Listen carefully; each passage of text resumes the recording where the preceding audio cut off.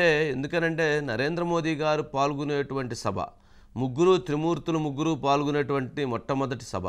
మరి అటువంటి సభలో వ్యాఖ్యాతగా వ్యవహరించేటువంటి వాళ్ళు చాలా ప్రావీణ్యత కలిగి ఉండాలి. చాలా సమర్థవంతంగా ఆ నాయకత్వాన్ని, ఆ నాయకత్వ యొక్క పటిమని, ఆ నాయకుడి యొక్క గొప్పతనాన్ని తెలియజేస్తూ అక్కడ సభావేదిక మీద ఉన్నటువంటి వాళ్ళనందరినీ కూడా ఒకవైపు ప్రజల వైపు దృష్టి తీసుకువెళుతూ, అదేవిధంగా అక్కడికి వచ్చినటువంటి కార్యకర్తలని, అక్కడికి వచ్చినటువంటి ప్రజానీకాన్ని నాయకుడి యొక్క దృష్టిలోకి తీసుకెళ్లే విధంగా, నాయకుడి యొక్క దృష్టికి దగ్గర చేసే విధంగా వారు ఆ ప్రయత్నం చేయాలి. కానీ వారు ఆ ప్రయత్నం చేయటంలో కొంత విఫలం చెందారు అనేటువంటిది కూడా భావించవచ్చు. ఇక సభకు సంబంధించి భారీగా, అంటే ఎన్ని లక్షలు అనేటువంటిది ఇంకా పూర్తిగా రాలేదు, కానీ భారీగా తరలి వచ్చారు.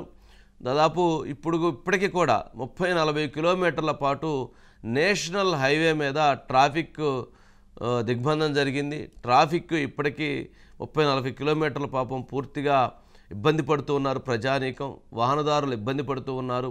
ఎవరైతే బస్సుల్లో ప్రయాణం చేస్తున్నటువంటి వాళ్ళు ఇబ్బంది పడుతూ ఉన్నారు. ఇప్పుడు సభ దగ్గర నుంచి బయలుదేరినటువంటి వాహనాలన్నీ కూడా ఇప్పుడు వెళ్ళేటువంటి పరిస్థితి మనం చూస్తే ఇవన్నీ ఈ విధంగా ఆగిపోయాయి. ఈ వాహనాలు అట్లా ఆగటంతో పాపం అక్కడికి వచ్చినటువంటి వారందరూ కూడా తీవ్రమైనటువంటి ఇబ్బందుల్ని ఎదుర్కోవటం జరిగింది. సరే, ఇప్పటికీ పోలీసులు వాటిని కంట్రోల్ చేయలేదు. పోలీసుల వైఫల్యంగా తెలుగుదేశం పార్టీ, జనసేన పార్టీ శ్రేణులు భావిస్తూ ఉన్నాయి. ఈ విధంగా చేయటం అనేటువంటిది పోలీసులు కావాలనే చేశారనేటువంటి అభిప్రాయాన్ని కూడా కొంతమంది వ్యక్తం చేస్తూ ఉన్నారు. మనం చూస్తే ట్రాక్టర్ల మీద, అంటే జనరల్గా మనము గతంలో చూస్తూ ఉంటాం, చిలుకలూరుపేట, బొప్పూడి ప్రాంతం అని అంటే పూర్తిగా వ్యవసాయ కేంద్రీకృతమైనటువంటి ప్రాంతం. మరి అక్కడ ఆ ట్రాక్టర్ల మీద, ఎద్దుల బళ్ళు మీద ఎక్కువగా ప్రజలు రావటం అనేటువంటిది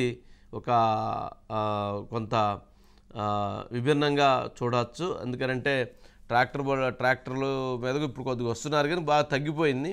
కానీ ట్రాక్టర్ల మీద, ఎద్దుల బళ్ళు మీద 10 మంది కలిసి ఆ ఎద్దుల బళ్ళు లేదా గుర్రబళ్ళు ఉండవు అనుకోండి. జనరల్గా ఆ ప్రాంతంలో ఎద్దు ఉంటాయి కాబట్టి ఆ బళ్ళు మీద రావటం ప్రత్యేకంగా అక్కడ కనిపించింది. సరే, ఈ విధంగా అనేక రకాలుగా విభిన్నంగా అక్కడ జరిగినటువంటి ప్రోగ్రామ్స్ని చూడవచ్చు. సరే, కొన్ని హైలైట్స్ ఉన్నాయి. అదేవిధంగా ఇక్కడ పవన్ కళ్యాణ్ గారి స్పీచ్లో చాలా ముఖ్యమైనటువంటి, ఆయన డైరెక్ట్గానే మోదీ గారు ఉన్నప్పుడే భారతీయ జనతా పార్టీని, తెలుగుదేశం పార్టీని, జనసేన పార్టీని తీవ్రంగా ఇబ్బంది పెట్టారు. జగన్మోహన్ రెడ్డి ఈ పరిపాలన, ఈ ప్రభుత్వం పోవాలని ఆయన డైరెక్ట్గా మాట్లాడినటువంటి దృశ్యాలు కూడా ఉన్నాయి. సరే, ఒక్కసారి